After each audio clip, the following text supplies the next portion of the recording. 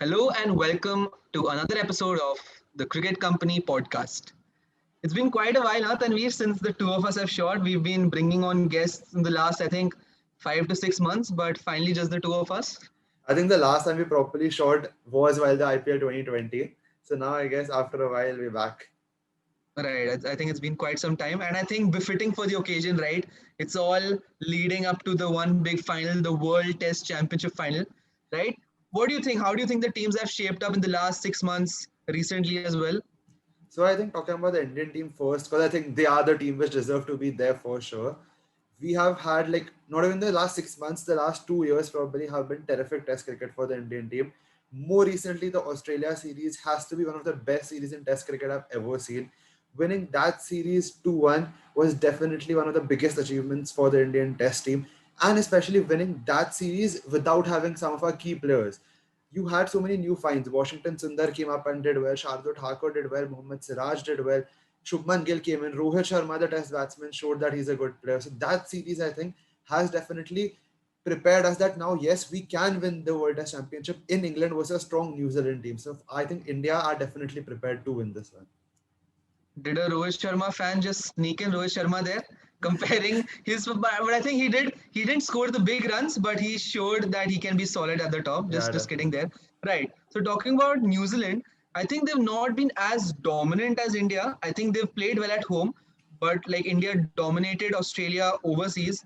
That performance had not been there till the recent England series, right? Yeah. And even though England had been missing a few key players like Stokes, I think Butler's not there, Bairstow's not there, Archer is not Archers there, on there. but they still are playing at home, right? And we are recording this the day New Zealand has almost beaten England in the second test. Yeah. So I think they are shaping up well now. The good thing about them is that they have the practice, right? India is Right. playing intra squad matches, but New Zealand is coming out of game practice, and their phenomenal bowling lineup, if you must say, right, absolutely on target. We'll talk a bit more about that. But then we just tell me one thing, like you spoke, we've seen 2 years leading up to this final, but now we have one individual match which will decide the winner of such a long cycle, right? Do you think that's fair?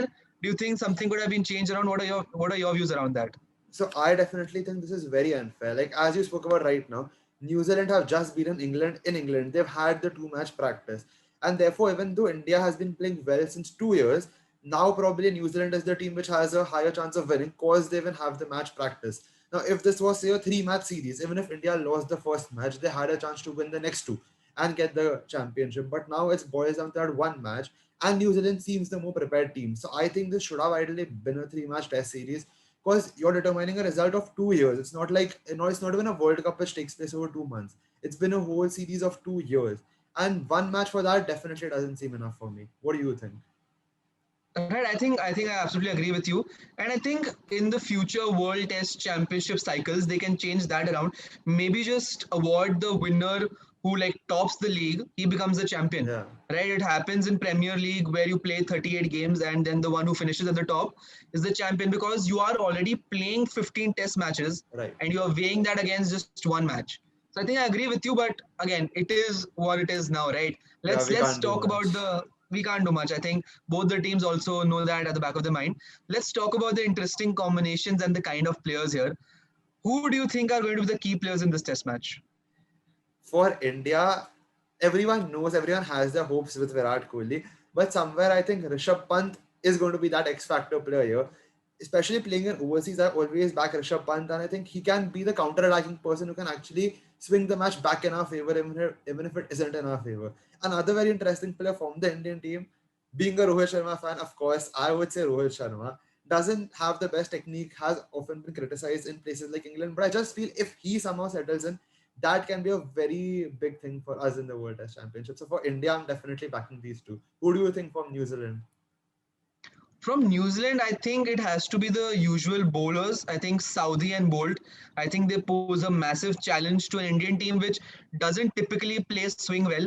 I think those guys troubled our team in 2020 as well. So I think my money is on both of them. Of course, Williamson is there, but like a lot of people feel that he's done really well. But it is also true that he struggled overseas, Right. right? I think that's been coming out in the recent past that he struggled overseas. So Of course, Williamson is there, but I would put my money on Saudi and Bolt. The X factor player here, according to me, could be Kyle Jamieson, purely because of two things. One is his height, right? So if he can bounce out players, right? One at one end, you have Saudi and Bolt swinging it, and Jamieson is using his height. That could be a Right. lethal combination. And second, I think he adds a lot of value with the bat. Tanveer, nobody will forget what Sam Curran did to us in 2018. I think Yeah. that was one person who completely took the series away from us. Jamieson could be that person for New Zealand in the finals because he can add that extra 30, 40 runs, and India is known to struggle against tailenders, right? So True. that could be a crucial point there. What else do you think is going to happen in this test match? What are your predictions for this match? Predictions for this match. I think more than the match, I'm very curious for one thing about the Indian team here. I really want to see like 10 players, I think, pick themselves. The batting lineup is there. The two spinners will most likely be there. Siraj versus Ishant Sharma is one thing I'm really looking forward to. Like Ishant Sharma, probably if you ask 6 months back, he looked as though he settled to be that third pacer. But the way Siraj has just evolved in the last 6 months, that's like one growth graph which I'm really impressed by. He showed it in Australia, in the IPL also, which was not even his preferred format, which he never looked like a white ball bowler. But he came back, he came strong there also. And he's someone young, like our whole test lineup has enough experience. So I think one youngster within that lineup could actually add a lot of value to it. So I would actually want to see Siraj in that 11 over Ishant Sharma. So you brought in a very interesting point. So is it Siraj versus Ishant or Siraj versus Shami? Purely because Shami is not. I'm not sure how much. Shami did not play the England series, right? He did not play the England series. It was Ishant who played a few games. So the only point being Ishant has a bit more match practice than even Shami. So do you think Shami picks himself over Ishant here in case Siraj has to play? I just think in overseas conditions, Shami for the second innings, I would want a bowler like Shami to be in my team looking at his record. And Ishant Sharma has struggled with those injuries. Now you don't know how ready he is. Of course, a fully ready Ishant Sharma is lethal, but I just like the look of Bumrah, Shami, and Siraj in my pace attack. Right, and I think it just goes back to my memory where Kohli and Shastri's audio leaked during the press conference that Siraj और शमी को साथ में कैसे खिलाए, something on those lines. Bolt Wagner अपने भी डलवाएंगे ना लाला सिराज सब Around the wicket. Right, so now that we've talked about all aspects, Tanveer, now the most important question: do you think India can be the team to win the first World Test Championship? So gut feel, I don't know why I think it could be tilted towards New Zealand, but I really want India to do it. They are capable of doing it. There's no doubt this Indian team is the best we've had. And I really want them to do it. Just the fact that, as we said, the match practice that New Zealand has tilts me a bit towards that team. But I hope India wins it somehow. It's going to be very disheartening that after winning 5 Test matches back to back, India doesn't get that elusive Right. trophy, right? I think that's been a regular thing. We've played consistently in group stages of ICC knockouts, ICC championship, Yes. and in the knockouts we've struggled, right? And I mean, India deserves this trophy, like out and out they deserve it, but that's the beauty of sport, right? One bad day, like it happened in the World Cup, 15 minutes of bad cricket, one bad session here, and it could go to New Zealand. But let's hope that India reigns supreme, right? Yeah, definitely. Let's hope for the best. Right. So guys, this was it from our side. This was our preview of the finals. Do let us know who you think will win this championship in the comments below. Thank you, guys.